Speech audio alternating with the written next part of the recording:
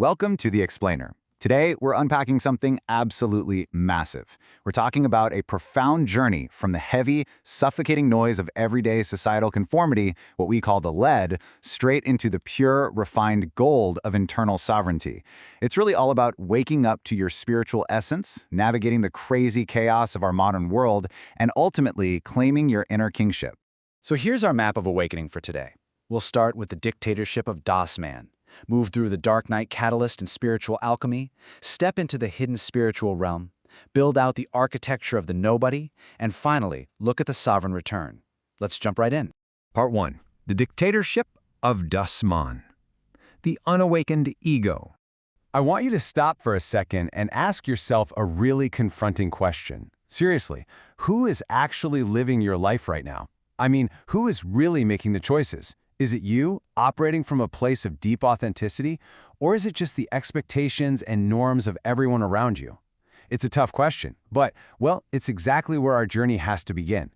The philosopher Martin Heidegger actually had a name for this invisible burden. He called it Das Man, which roughly translates to the anonymous they. You know that voice in your head that says, well, this is just what one does? That's Das Man. It's this socially constituted set of norms that just dictates our actions and opinions on total autopilot.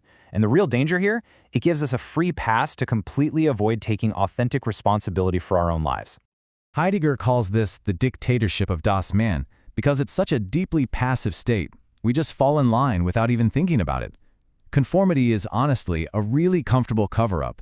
It lets us hide our freedom from ourselves, and we avoid even acknowledging that there's a choice to be made at all.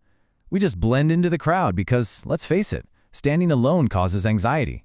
But contrast that culturally conditioned persona with your higher self. Your persona is basically an accumulation. It's like this massive 140 gigabyte informational core of your life. It's packed with behavioral signatures, past conditioning, and external expectations, and it actively avoids taking the wheel. But your spiritual essence, your higher self, that acts with real independence and agency.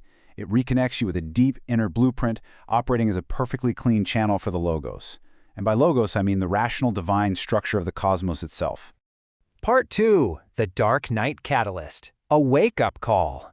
To actually break free from that conditioned matrix of the ego, we need what's called a catalyst curriculum.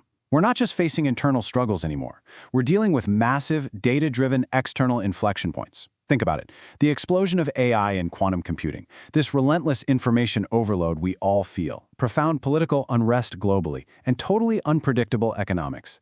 It's literally a collective perfect storm. As depth psychology expert Dr. Rob Maldonado points out, these external and internal points of conflict are actually gateways to new stages of consciousness and self-realization, and it's happening right now at the collective level.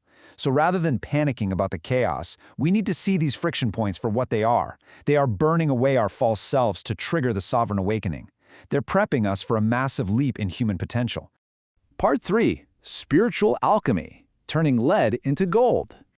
This intense burning away process brings us to transmutation, which is deeply rooted in the ancient framework of spiritual alchemy. Let's look at the first 4 stages. We start with lead. That's the heavy, unawakened self facing a major meltdown or crisis. Then we move to tin, which is all about the dissolution and purification of mind, body, and spirit, basically sifting through the ashes of who you thought you were. Next is iron, where you have to do the hard work of deeply releasing limiting beliefs and those stubborn ego coping mechanisms. Then finally, we reach copper. This is where we reconnect through the heart, balance our energies, and start opening up to higher perspectives. After that, we hit the final stages. Mercury is fermentation and rebirth, that incredible realization that your true self has actually emerged. Then comes silver, which is distillation. This is the deep integration of that elevated wisdom. You're not just talking the talk, you're actually walking the walk. And the pinnacle is gold, soul embodiment.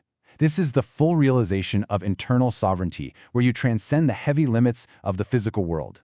Part 4. The Hidden Spiritual Realm. Taking a profound inward turn.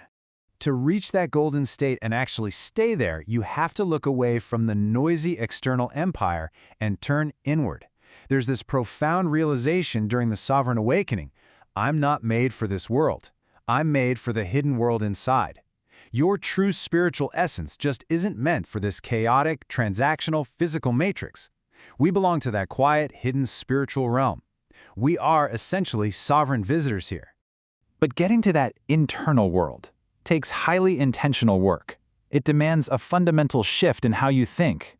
You literally have to cut the drift of those everyday wandering thoughts, strip off the superficial burden of the ego, and find your subtle core.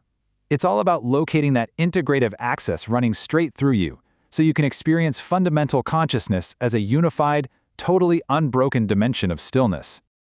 Part 5. Architecture of the Nobody, Constructing a New Identity. Once we clear the noise and move into that hidden interior, we start building a completely new identity. Ernst Jünger hit the nail on the head when he said, "The monarch wants to rule many, nay all people, the anarch only himself." This anarch concept perfectly captures the archetype of the nobody.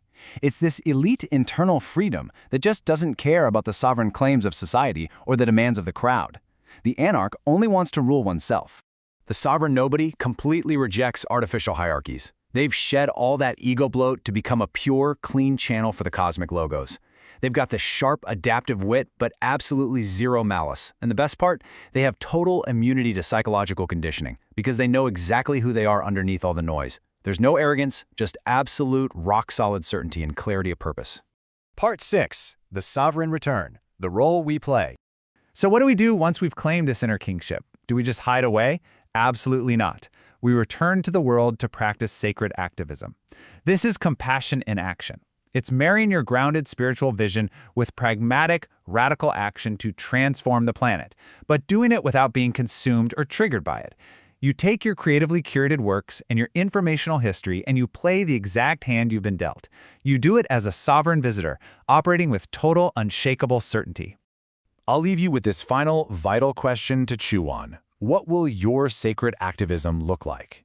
Now that you know the mechanics of internal sovereignty, how to take the heavy lead of Das Man and transmute it into the gold of your higher self, how are you going to apply that inner kingship to the world around you?